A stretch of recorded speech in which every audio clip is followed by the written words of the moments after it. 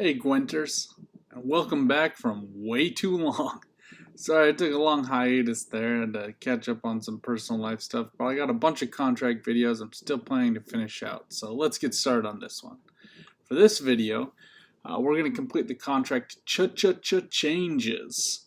Now the whole goal of this one is purely to get 5 different status effects on one character card, so let's get into it. Alright, as always with contracts, let's open up that social panel, scroll it on down, make sure we have the proper contract listed. This will help it stay on our minds, but also make sure it gets marked and notifies us once we've completed that contract. So you'll notice here I have at least 5 statuses on a single unit during a match. Now, again, I've mentioned this in some of my other videos. With some of these contracts you need to win. This is not one of those. So all we need to do is create a deck that's going to let us put 5 different statuses on one card, and it's a wrap. So right now I'm thinking let's use Syndicate. They've got a bunch of different types of cards, importantly poisons, locks, and then there used to be more resilience cards back in the day. Those have kind of gone by the wayside. So please note that I made this video back when there was resilience as a seasonal fixture. They might bring that back, they might not. Just know you don't need it. One of the keys that you can use that I ended up using in this game is just place these all on a spying card on your side of the board. If you can't get a spying card on your side of the board, put it on theirs. So you could alternatively do this with a Nilfgaard deck. I like, however, the wild card leader ability with Syndicate because you can draw on a special card if you need it. So first off, what we're going to do is add a bunch of poison cards, mutated hounds, Fizztech Trafficker. These are all great cards that allow you to poison units. They're pretty cheap as well, so you don't need to worry about your provision count going way over just for poison usage. Now again, Nilfgaard has a lot of these, especially with the new expansions. You can use the Fangs of the Empire card. You can use the Cook, all of those. So Wretched Addict I like to throw in here. You can use those as a benefit. If you poison them, then they get 1 point every round. So next, let's pull up Bounty. Bounty is another status you can set on a card. And this is another reason to use Syndicate. They're really the only deck that has bounties in it. So just make sure you pull up a couple cards that'll let you place bounties. You don't even necessarily need to collect them. If you are interested, Bounty is a cool card where if you kill the character with a bounty on it, you'll get coins equal to the provision cost of the card.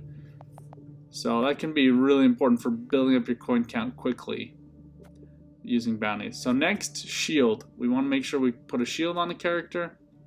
Watchmen is probably the easiest card. It's a neutral. You can use that in a Nilfgaard deck as well. I also like Imki for all kinds of decks, and she can put a shield on herself. So can the Sly Seductresses as well, as I like to call them as a Roman throwback, Sly Seductri. But next thing we need to come in here and do is pull up Bleeding. So you can do Bleeding or Vitality. One thing to note, you can't have them simultaneous. But Bleeding is a little bit easier to put. Now this is another one. I really like those Mutated Hounds. You can either do Bleeding or Poison. They're excellent for this deck. So make sure you get Bleed in there. Then Defender. Now I didn't want to spend the coins to get Asfarjared, but he's an amazing Defender card because he spawns 2 Defenders on his same row, the Scarabs, and you can plus them up with other cards. But instead I'm going to use Doomed. So you can use Necromancy to play a Doomed card from your graveyard. You can also spawn Firesworn Zealots that are Doomed. Scoia'tael, you can do Deadeyes. Nilfgaard, there's a couple Ifrits and there's some neutrals that you can spawn as Doomed as well. But I feel like Congregation is a pretty surefire way of getting multiple Doomed cards that you can use. Now, Musicians of Blaviken are a great card that I could have used. I did not. So you can randomly gain a shield, Doomed, Poison, and so that one can get you started right off the bat on a special on a status effect right as soon as you play it. So now look, you can see we have 18 cards in our deck, 11 units, and 80 provision points. So now we just need to plus this up. I like Adriana the Mink is good, as you can add in an automatic Slice Seductress right from the beginning. I also like to use, as you guys have seen, the Witcher trio, Eskel, and oh my gosh, the names are escaping me, but just use that Witcher trio and make sure you can draw out more cards from your deck. Philippa Eilhart is good. You can seize cards. Vigo's Muzzle can be fantastic for this. You seize somebody else's card and it is locked right from the get-go. It's a little bit expensive. I didn't have as many shards back then, so I don't really buy it at this time. But just want to make sure you get lock in here as well. That's one more status effect that you can throw on a card. And I think that pretty much wraps it up. I just kind of picked some of my higher cost cards just to try to give me any chance at winning. As you can see here, we're at 27 now, so we can drop this down 2. We're 3 provision points over, so just kind of rounding off the deck at this point. And you can kind of do this however you want.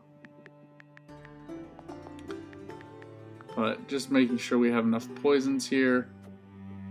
Looks like we do. I think we have Trafficker, Fizztech Addict, and we also have the Fizztech card, special card as well. So one important thing with this and with the wild card generally from this leader ability is I can pull out that Fizztech card anytime I want, and that can be truly helpful. Devil's Puffball give you a little bit more damage. You can get that AoE effect if you plant a poison on a character and then play Devil's Puffball second. It'll kill the card and then do 3 damage to each of the neighboring cards. That's a good way to take out multiple cards or to take down one big card and deal a little bit of splash damage as well. So once we have that deck made, we just want to make sure we are ready to go with that. Now one thing I do like to do, I like to rename these just so I can keep track of them, especially for these videos. So not this one I called Status Effect. It doesn't take exclamation points in case you're ever wondering. So you can just type that in and make sure you have it saved. If you are somebody who likes to collect and remember decks, this is a great way to do it. Otherwise, you can create this deck and then you can remake it a totally different way, or you can just delete it. I've deleted a bunch of my decks that I've made over time, especially as new expansions are revealed, as cards are changed, etc. So let's get into it. Alright, first thing to note here, again, this was during a seasonal mode, but he played down a spying card on my side, and I'm sorry I don't have video coverage of this. For some reason it wasn't recording. But he played down Joachim DeWitt, who is automatically a spying card. Then I was able to play Dirgele of Vol. One thing to note of him, he can lock any card, not just an enemy card, so he's very helpful for this. Now, my original goal was to play this all against my counterpart's cards to make sure I got damage against him. But then I realized it can be really easy to do these things to your own cards. There's nothing he's going to do to try to stop you. So we just want to get in on here. We've already got several statuses on him. He is spying, he is locked, he has a shield, and he has resilience. So we only need one more, but as you'll notice, we could have actually gotten a couple of different ones on him had we wanted it. So we need to get poison on him. That gives us all 5. Now, again, we could have done all of these same things to our Firesworn Zealot cards, since they're already doomed. We could have also put a bounty on an enemy card and done all of these same things to an enemy card, but you know, this was just the way the cookie crumbled for me. Again, this I think is one of the easiest contracts to complete, so get out there, create this deck, complete this contract, and have fun while you're gone Gwenting.